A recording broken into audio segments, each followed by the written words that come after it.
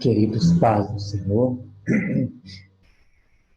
graças a Deus por mais essa oportunidade que o Senhor nos tem concedido de nos encontrarmos aqui para meditar mais um pouquinho na palavra do Senhor.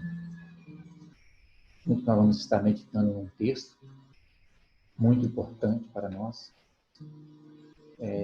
Tirei lições muito importantes desse texto para a minha vida e espero que ele venha também falar com você, falar o seu coração, falar a sua vida. O primeiro livro dos Reis, no capítulo 19,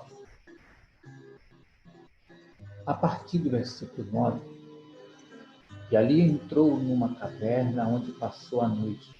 E eis que lhe veio a palavra do Senhor, e lhe disse: que fazes aqui, filho? Ele respondeu: tenho sido zeloso pelo Senhor, Deus dos exércitos, porque os filhos de Israel deixaram a tua aliança, derribaram os teus altares e mataram os teus profetas da espada. E eu fiquei só, e procuram tirar minha vida. Disse-lhe Deus: sai, põe-te neste monte, perante o Senhor. Eis que passava o Senhor, e um grande e forte vento fendia os montes e despedaçava as penhas diante do Senhor. Porém o Senhor não estava no vento. Depois do vento, um terremoto. O Senhor também não estava no terremoto, mas o Senhor não estava nele. Depois do terremoto, um fogo, mas o Senhor não estava no fogo. E depois do fogo, um desce tranquilo e suave, ou uma voz tranquila e suave. Ouvindo Elias, envolveu-se o rosto no seu manto, e saindo pôs-se à entrada da caverna. E eis que lhe veio uma voz e disse: que fazes aqui, Elias? Vamos fazer uma oração ao Senhor. Quero que essa palavra venha falar no seu coração, assim como ele falou no meu coração para falar. Senhor Deus e Pai, nós te louvamos, te exaltamos, somos gratos a Ti por esta oportunidade, somos gratos a Ti por este momento, somos gratos a Ti pela grandeza do Senhor. Pai querido, que esta palavra venha falar aos nossos corações mais e mais sobre o que é a palavra do Senhor. Toma, Senhor, em Tuas mãos e dirige na unção do Teu Espírito Santo esta palavra, Deus. Amém. Queridos, meditando nesse texto, a gente começa a tirar uma lição muito interessante nesse texto. E dentro do que a gente tira aqui, a gente vai ter um aprendizado muito interessante, porque o texto começa no versículo 9 e fala que Elias entrou numa caverna. Levantou-se, pois entrou e bebeu, e com a força daquela comida caminhou 40 dias e 40 noites até Horebe, o monte de Deus. Ali entrou numa caverna. Então, quem que entrou? Elias. Onde passou a noite. Querido, às vezes não tem como você evitar de entrar numa caverna, nem que seja por uma noite. Porque pode ser que ali vai estar algo de marcante na sua vida. Não tente, às vezes, sair fora da caverna, de evitar de entrar na caverna, nem que seja por uma noite. A gente observa que quando Elias entra na caverna, passa a noite na caverna, aí diz assim, olha bem, onde passou a noite, e eis que veio. Então veio o quê? A palavra do Senhor. O interessante não é aonde você entrou, é quem está lá dentro. O interessante disso tudo não é onde você está, mas quem está lá. A palavra veio. Porque se você está lá, a palavra veio porque você está lá. Então aqui o interessante é que a palavra veio porque Elias estava na caverna. Não é simplesmente a caverna, mas é porque quem estava na caverna era importante que a palavra viesse a veio. Então veio a palavra do Senhor. Palavra do Senhor. Então veio a palavra do Senhor. Não foi uma palavra qualquer. Veio a palavra do Senhor. Veio a quem? Veio a Elias. Elias sai, caminha 40 dias, 40 noites e entra numa caverna por uma noite. Muitas das vezes você não vai ter como evitar de estar nesta caverna. E às vezes é bom você não evitar de estar nela. Porque às vezes nessa caverna que a palavra do Senhor vai vir para você. Só que aqui nós vamos tirar uma lição interessante nesse texto, muito profunda para nós. Aí a pergunta veio: o que fazes aqui, Elias? Então quando perguntou: o que você fazes aqui, Elias? Ele responde: ele era zeloso pelo Senhor Deus dos Exércitos, porque os filhos de Israel deixaram as tuas alianças, derribaram os teus altares, mataram os profetas à espada. Então ele agora responde que ele estava ali, um camarada que ele era zeloso por causa do Senhor, e que os filhos dos profetas têm sido zelosos pelo Senhor Deus dos Exércitos, porque os filhos de Israel deixaram a aliança, quer dizer, fala do abandono espiritual dos filhos de Israel. Então, eles deixaram a aliança, deixaram a aliança que tem com o Senhor, abandonaram o Senhor, abandonaram o caminho, abandonaram esta aliança que se tem. E depois ele fala assim, e depois que abandonaram, derribaram os altares. Então a gente vê tristezas em cima de tristeza que Elias está sentindo. Primeiro ele tem que se esconder numa caverna, passar a noite. Ele diz que é zeloso pela causa do Senhor, mas que os seus filhos de Israel deixaram o Senhor, quebraram o altar, e que é possível, mesmo sendo profeta, morrer pela espada, que diz assim: e os teus altares, deixaram a tua aliança e derribaram os teus altares, e mataram os teus profetas à espada. Então há essa possibilidade, não tem como evitar, que pode isso acontecer, porque falou, mataram os teus profetas de quem? Do Senhor, a espada. A gente vê aqui um homem muito solitário. A gente vê aqui o falar de um homem muito sozinho, muito solitário. Porque eu estou sozinho. Eu tenho sido tão zeloso. Por que isso tudo aconteceu? Por que os filhos de Israel abandonaram a aliança? Por que derribaram os altares? Por que estão matando os profetas do Senhor? Então, ele traz aqui algo do seu coração, uma solidão que ele está sentindo, por um abandono daquilo que não deveria ser abandonado, por uma aliança que não poderia ser deixada, por uma aliança que era para ser marcada de verdade na vida do povo, e estava tudo abandonado. O interessante, irmãos, é que quando a gente vê, olha, quem pergunta, o que você faz? Ele não está preocupado com a resposta de Elias. Ele está preocupado com o que Elias vai refletir. É uma reflexão que agora Elias tem que fazer para responder. É uma análise, uma avaliação do que vai responder. A pergunta, quando Deus faz uma pergunta para mim, para você, não é simplesmente para obter uma resposta. Essa pergunta, ela tem a motivação. Olha bem, quem pergunta sabe que você está ali, mas ele quer saber a motivação por que você está ali. Por que você está naquela caverna? Qual é a motivação que levou você a estar naquela caverna? O que te levou a estar ali? O que te motivou a estar ali? É isso que o Senhor quer. Não é simplesmente você responder. E aí agora cabe a Elias fazer uma reflexão profunda para trazer uma resposta que ela venha a ser uma resposta satisfatória para ele. Uma resposta que venha trazer algo de conforto para ele. Não era Deus que precisava de uma palavra de conforto. Não era Deus que precisava de uma palavra de acalmar, para acalentar, para sair da solidão. Era ele mesmo.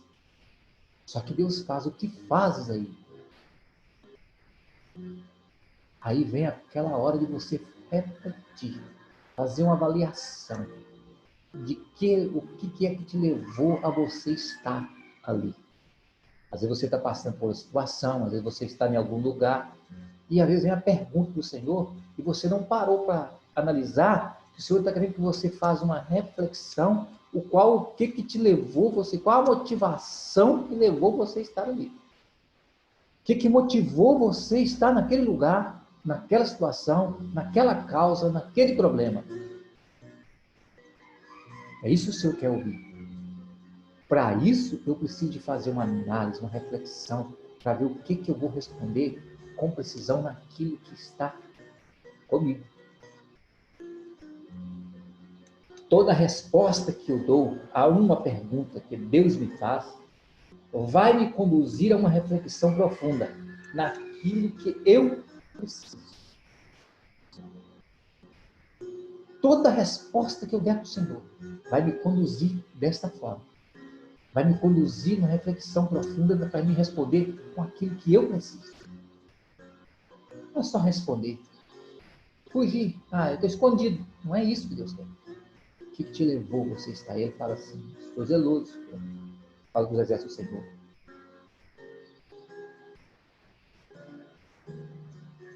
Porque os filhos de Israel deixaram a tua aliança, derribaram os teus altares, mataram os teus profetas à espada. E eu fiquei só.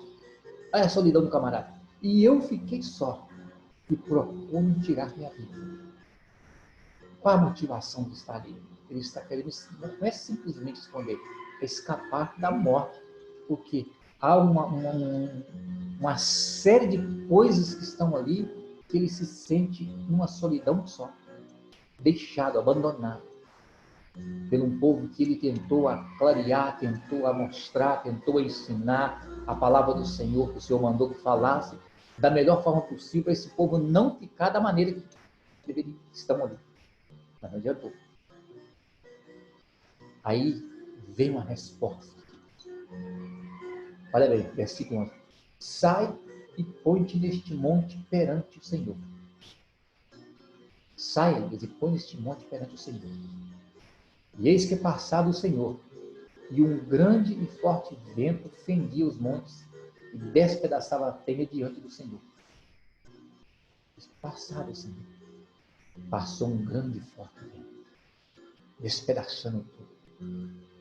Será que nessa hora, Elias possa ter pensado, agora vai varrer Jezabel, vai varrer seus discípulos dela, essa corja de pessoas pecadoras, de incircuncisos, de idólatra, e esse vento vai varrer tudo isso para lá, e quem sabe até Acabe vai junto, porque se aliou uma mulher nessa situação, não quis ouvir a voz do Senhor, e Deus vai varrer isso tudo para lá. E o vento veio despedaçando. Mas a palavra diz assim, porém o Senhor não está no vento. O Senhor não estava lá. Sabe aquilo que você acha que é uma resposta de Deus para acontecer algo e aquilo não é, e que você fica frustrado? Uma ação que você viu, se Deus está nesse negócio, mas Deus não está, e você fica frustrado. Assim aconteceu com Elias. Aí que fala assim, aí depois do vento, um terremoto. Agora vem um terremoto e sacode tudo. Agora sim. Agora esse terremoto vai fazer todo mundo ficar com medo. Israel vai temer, Acabe vai temer, Jezabel vai temer, porque isso é um terremoto, está sacudindo tudo aí. Esse vai colocar um ponto final nisso. Vai sacudir essa ação de pecados, de idolatria desse povo. Mas a palavra continua dizendo: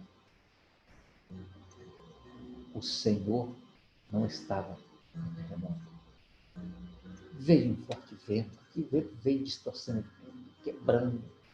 Com aquela ansiedade, aquela esperança que esse vento fosse o vento que fosse dar o livramento, que fosse me justificar, quem sabe. De repente esperava justificar, Deus está justificando o servo dele. Mas o Senhor não está. Logo em seguida veio um terremoto. Opa, agora sim. Agora o Senhor está aí. Agora o Senhor vai sacudir, balançar esse negócio aí, vai jogar esse tudo para lá. Também o Senhor estava. Aí diz que após o vento, depois do terremoto, um fogo. Só vamos imaginar um fogo. Vê um fogo, porque é onde a chama está clareando, onde está dando aquelas cores diversas do fogo. Agora vai queimar tudo. Vai fulminar Jezabel. Vai fulminar aqueles sacerdotes dela, aquelas profetisas, aquele povo ali. Vai fulminar isso tudo. Esse fogo vai acabar com tudo isso. Mas o Senhor não está.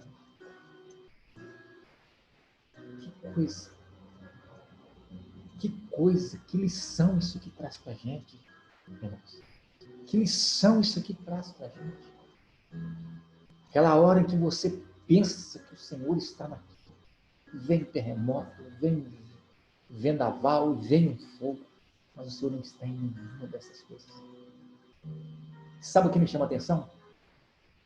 Disse Deus, sai e põe-te em pé neste monte, perante o Senhor, tá bom. No versículo 12, depois do terremoto, um fogo, e logo depois não estava no fogo, e depois do fogo, um calmo, tranquilo, suave e dedicado vem por vós.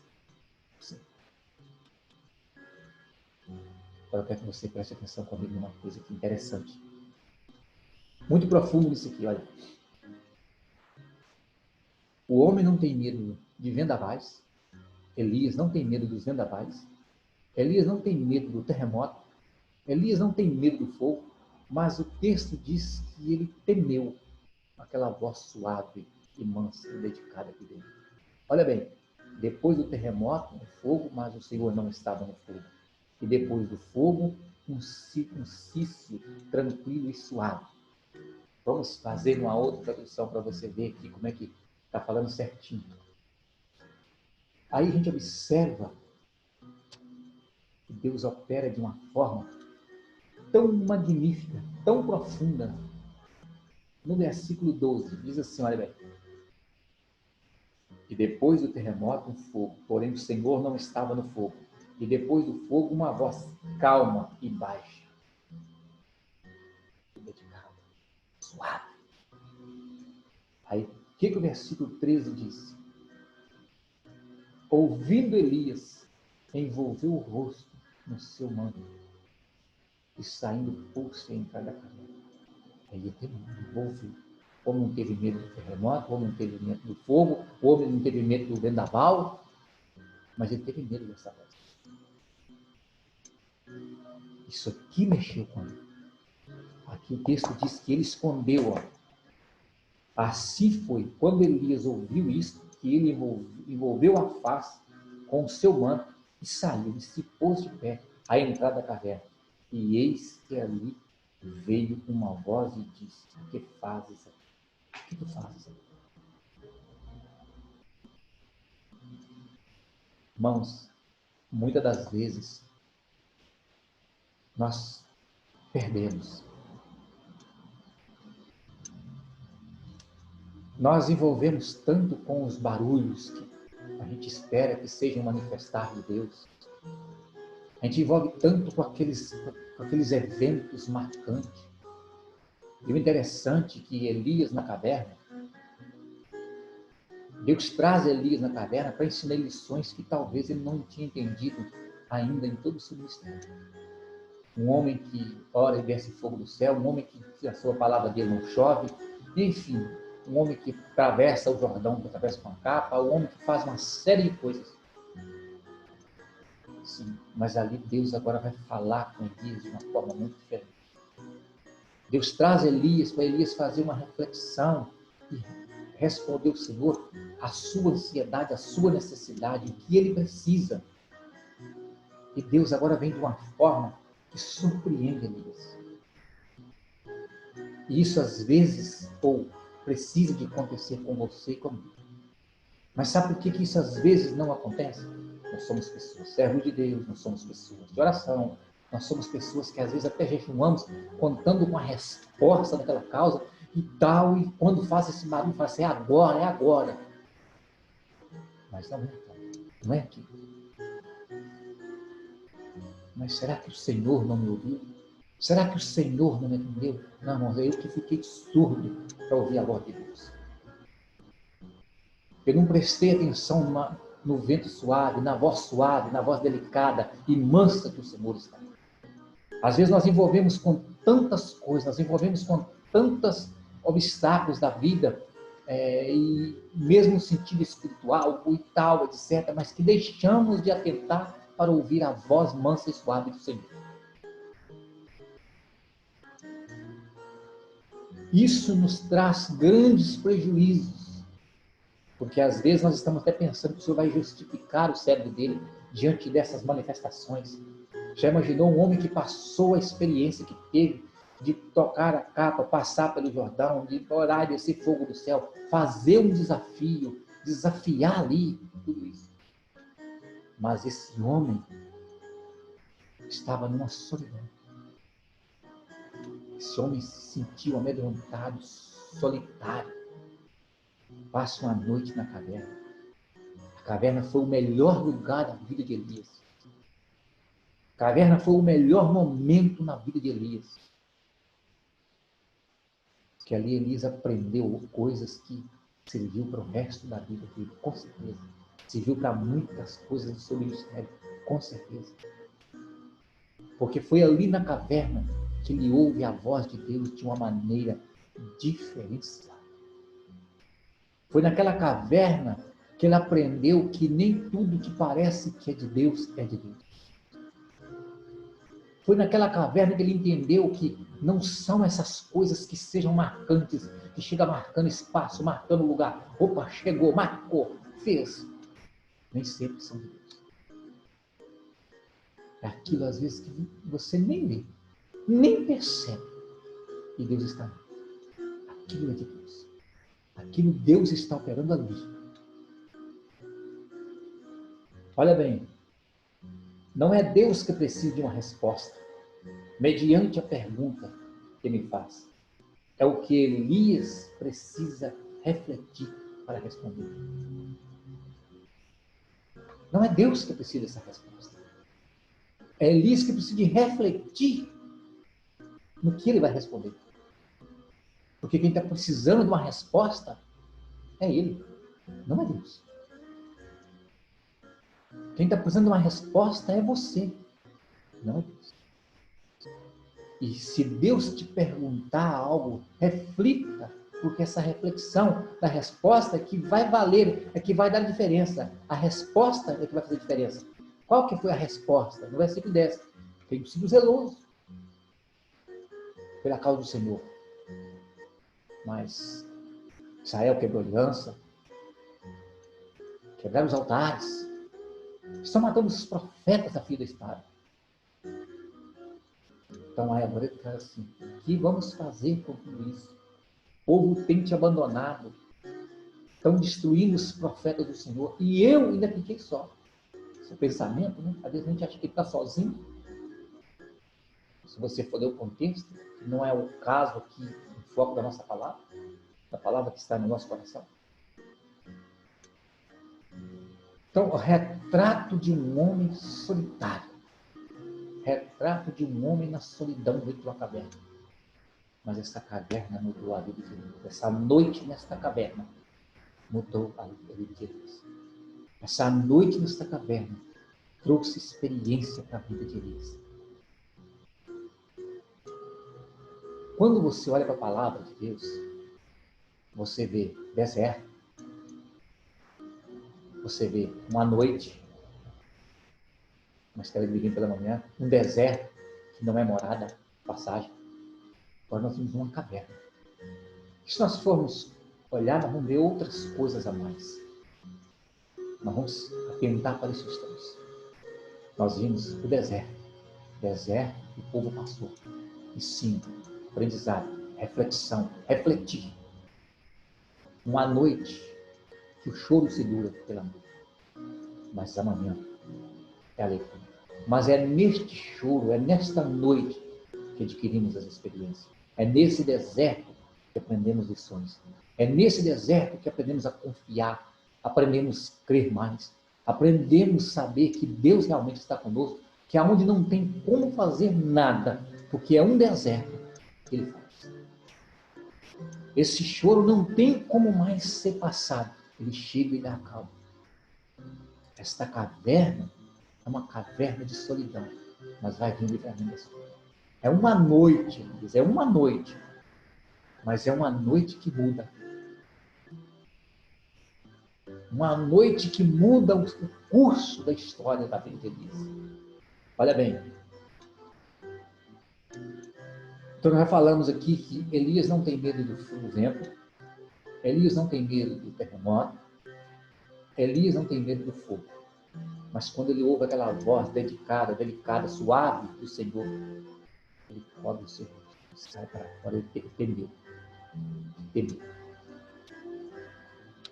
Depois do terremoto, o fogo, o Senhor não estava ouvindo Elias, envolveu o rosto no seu manto e saindo pôs-se à entrada da caverna. Ouvindo-se Elias. E assim foi, quando Elias ouviu isso, que ele envolveu a face com o seu manto e saiu e pôs-se em pé à entrada da caverna. Aí ele entendeu, não é nesse barulho, não é aí que Deus vai operar, não é nesse vendaval que vem quebrando tudo, que ele não teve medo, não é nesse terremoto que sacudiu tudo, que também não teve medo, não é no fogo, pensei que o fogo fosse o fogo da purificação, também não é no fogo. Aí naquele momento vem aquela voz suave, aí aquela brisa, aquela mansidão, esse momento calmo, ele se encobre o rosto e sai. Aí não sabe o que faz. Irmãos, é muito importante. Quando Elias ouve o vento, tranquilo e suave, ele se envolve o rosto no seu manto, pois já está assustado. Quando ele permite que a voz falasse longe das amostras de poder, a ele tem as instruções mais especiais em todo o seu ministério. Quando Elias se permite, você notar alguma coisa, não, muito porque a gente vai juntando, então, quando Elias permite a voz, que ele envolve o rosto e permite aquela voz suave, aí falasse longe, ele sozinho, longe dos eventos aonde o fogo que desceu no altar, longe da onde atravessou o Jordão, longe da onde orou e parou de chover, orou e voltou a chover, longe de tudo isso. Ele aprende, tem as instruções mais específicas de todo o seu ministério. Aqui ele tem as instruções mais específicas de todo o seu ministério. Ele respondeu, tenho sido extremo zeloso pelo Senhor pelos exércitos, porque os filhos dos profetas de Israel deixaram a tua aliança, derribaram os teus altares e mataram os teus profetas, a espada. E eu fiquei só. E procuram tirar minha vida. Disse-lhes o Senhor, volta ao teu caminho, para o deserto de Damasco. E em chegando lá, unge a Azael, rei sobre a Síria. Isso está muito acima de tudo isso. Chega lá, ele diz, e unge. A Jeú, filho de Nimzi, ungirás reis sobre Israel. Olha bem, e também Eliseu, filho de Safate, de Abel, ungirás profeta em teu lugar. Quem escapar da espada de Israel, Jeú o matará. Quem escapar da espada de Jeú, Eliseu o matará. Também conservei em Israel 7.000, todos os joelhos que não se dobraram a Baal, e toda a boca que não o beijou. Aqui ele tem uma resposta de Deus. Ele torna a falar.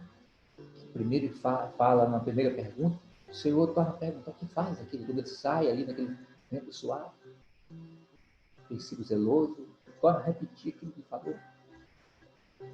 E aí neste momento,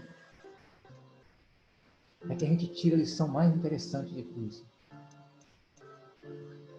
Nós temos atentado para ouvir a voz de Deus, mansa, suave, delicada, ou tudo que está em nossa volta, as coisas, preocupações, a ansiedade, as coisas, os barulhos, o agitar da terra, o agitar da circunstância, o agitar dessa situação que está, tudo que está ao redor, tem vento, tem fogo, tem terremoto, está me deixando surdo, está te deixando surdo para não ouvir a voz de Deus. Porque Deus vem suave e fala comigo. E vai vir manso, suave, delicado, tranquilo para falar comigo, com você. E o perigo está quando eu passo a ficar surdo para não ouvir Deus falar. Eu me frustro a cada dia, porque eu começo a entender na minha pessoa, na minha concepção, no meu entender que Deus não está comigo, que Deus me deixou, que eu estou desamparado. Mas não é. É porque eu estou surdo com o movimento agitado do vento, do terremoto e do fogo, achando que aquilo ali é que vai ser a causa de justificar a mim, de fazer a obra que precisa ser feita, de libertar, de queimar pecadores, de empurrar para longe inimigos, mas não é isso que Deus está fazendo. Não é ali que Deus está.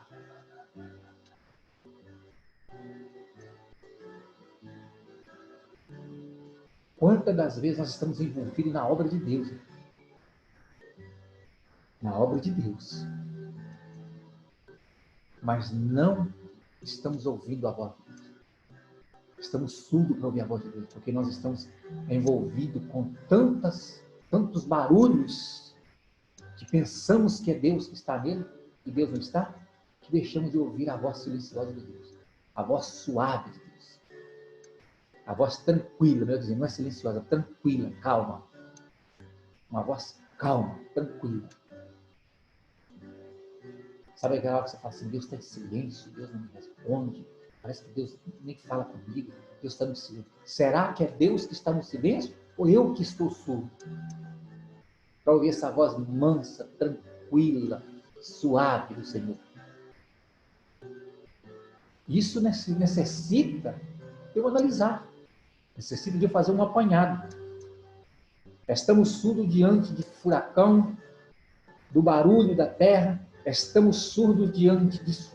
O barulho do fogo, do terremoto, o vento, é tão envolvente que nos faz surdo diante dessa voz suave e delicada.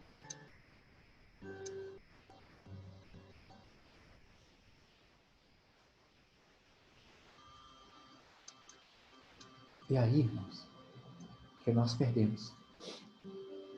É aí que nós deixamos de acrescentar para a nossa vida algo maravilhoso. Vamos aprender que passar uma noite na caverna vai ser o momento de mudança da sua vida.